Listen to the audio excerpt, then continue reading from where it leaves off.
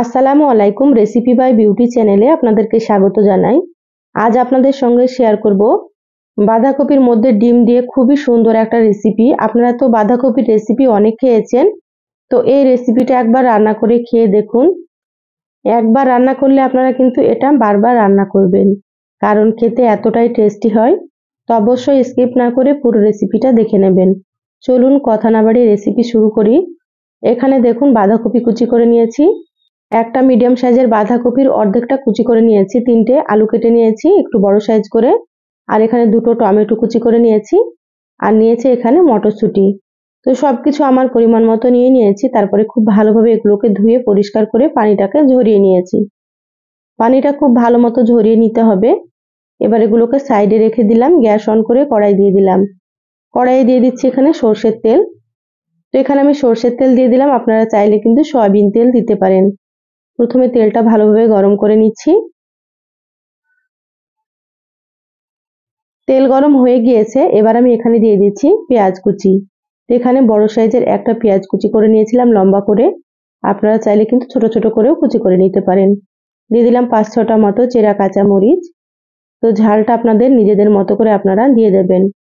এবার এগুলোকে নেড়েচেড়ে হালকা একটু ভেজে নিচ্ছি।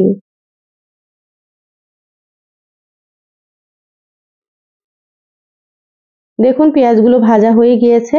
এবার আমি এখানে দিয়ে দিচ্ছি স্বাদ মতো লবণ। তো এখানে আমি 1 চা চামচ লবণ দিয়ে দিলাম।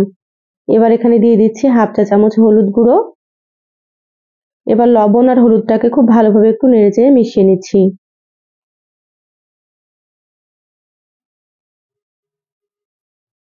লবণ হলুদ মিশিয়ে নিলাম খুব ভালোভাবে। এবার আমি এখানে কেটে রাখা বাঁধাকপিগুলো দিয়ে দিচ্ছি।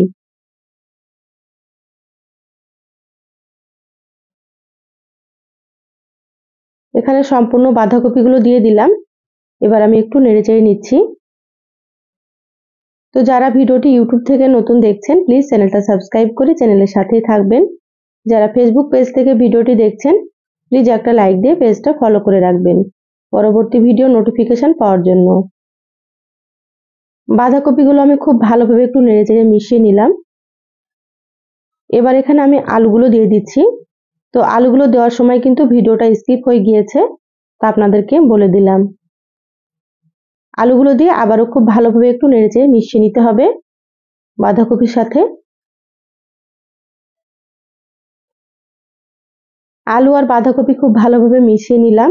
এবার আমি 5 মিনিটের জন্য ঢাকা দিয়ে দিচ্ছি, গ্যাসের আঁচ মিডিয়ামে রেখে। তো ফিরে আসছি 5 মিনিট পর। দেখুন 5 মিনিট হয়ে গিয়েছে, ঢাকাটা খুলে নিচ্ছি।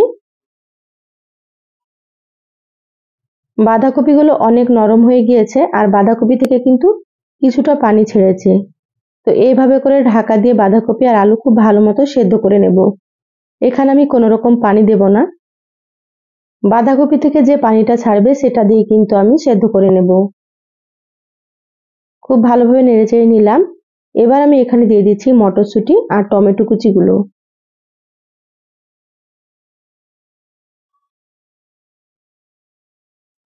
মটরশুঁটি আর টমেটো দিলে কিন্তু এই রেসিপিটা খেতে খুবই সুন্দর হয়। এবার আমি এখানে দিয়ে দিচ্ছি 1/2 চা চামচ জিরা গুঁড়ো, আর 1/2 চা চামচ দিয়ে দিচ্ছি মরিচের গুঁড়ো। আপনারা যেমন ঝাল খেতে পছন্দ করেন সেইভাবে করে এখানে মরিচ গুঁড়ো দিয়ে দেবেন। আর এই রান্নাতে কিন্তু খুব বেশি মশলার প্রয়োজন হয় না। এখানে আমি আর কোনো রকম মশলা দিচ্ছি না। এই মশলা দিয়ে রান্না করলেই কিন্তু রান্নাটা খেতে অনেক বেশি টেস্টি হয়। তো মশলাগুলো দিয়ে খুব ভালোভাবে একটু নেড়েচেড়ে মিশিয়ে নিচ্ছি। খুব ভালোভাবে নেড়েচেড়ে মিশিয়ে নিয়েছি। এবার ঢাকা দিয়ে দেব আরো 5 মিনিটের জন্য। 5 মিনিট হয়ে গিয়েছে, ঢাকাটা খুলে নিচ্ছি। দেখুন টমেটো থেকে কিন্তু অনেকটাই পানি ছেড়েছে। এইভাবে করে ঢাকা দিয়ে মিডিয়াম আঁচে রান্না করে নিতে হবে। এটা কিন্তু হাই হিটে প্রথমে রান্না করা যাবে না, কারণ যেহেতু এখানে পানি দিচ্ছি না, অল্প আঁচে কিন্তু রান্না করে নিতে হবে।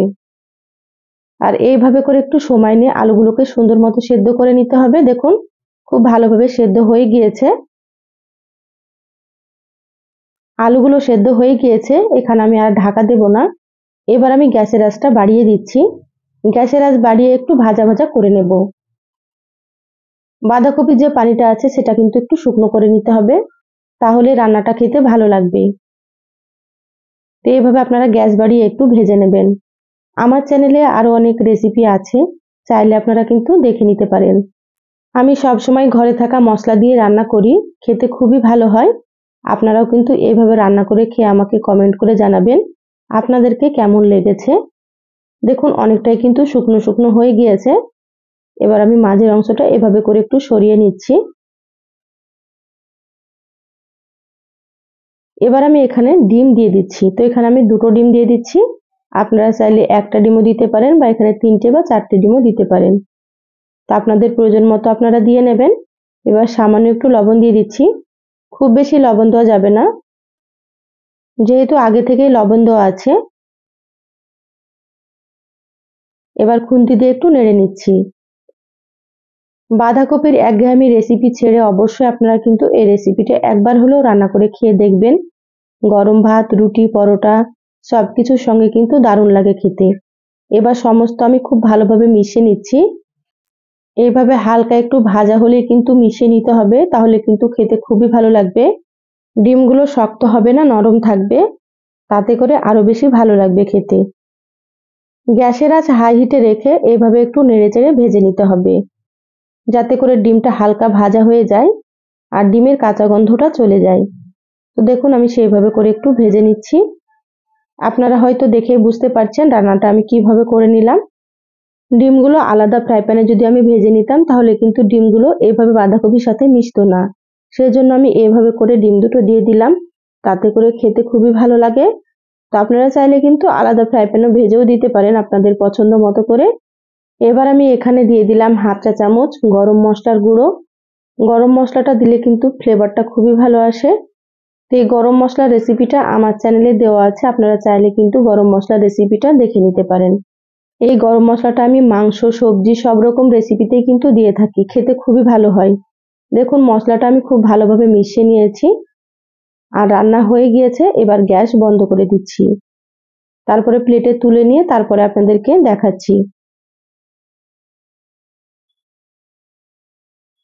দেখুন প্লেটে তুলে নিয়েছি আর কতটা সুন্দর হয়েছে দেখে হয়তো বুঝতে পারছেন। তা আপনারা একবার রান্না করে খেয়ে আমাকে কমেন্ট করে জানাবেন কেমন লেগেছে আপনাদেরকে। ভালো লাগলে একটা লাইক দিয়ে ভিডিওটা শেয়ার করে দিবেন। সবাই অনেক বেশি ভালো থাকবেন, সুস্থ থাকবেন। দেখা হবে নতুন রেসিপিতে। ধন্যবাদ সবাইকে। আল্লাহ হাফেজ।